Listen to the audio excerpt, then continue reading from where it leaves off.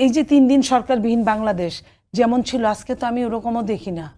কারণ একটা দলের একটা সরকারের ছত্রছায়ায় যখন একটা দল যা খুশি তাই বলছে, উস্কানিমূলক বক্তব্য রাখছে, উস্কানিমূলক বক্তব্য আমি আপনি রাখেন তো কি অবস্থা হয়। তার পরিণামে তো তাদেরকে পেটানো হচ্ছে। কিন্তু তার পরিণামে কি দেখছি, আপনার ডগ স্কোয়াড দিয়ে তাদেরকে তাদের জায়গাগুলোকে আপনার চেকিং হচ্ছে, 12,000 পুলিশ দিয়ে তাদেরকে। আগে শুনতাম ছোটবেলা যে 1 হাত বাঙ্গির 13 হাত বিচি, তো উনাদের 1 হাতকে প্রোটেকশন দেওয়ার জন্য 12,000 পুলিশ, 3 বাহিনী সহ প্রাইম মিনিস্টারের প্রটোকলে যত মানুষ, যত আইন শৃঙ্খলা থাকে, যত প্রশাসন থাকে, সব অ্যালার্ট, সব রেড অ্যালার্ট জারির মতো অবস্থা। তো এই যে কাহিনীগুলো সরকার করছে, এই জন্য কি আপনার শেখ হাসিনাকে বিতাড়িত করে তাদেরকে বসানো হয়েছিল?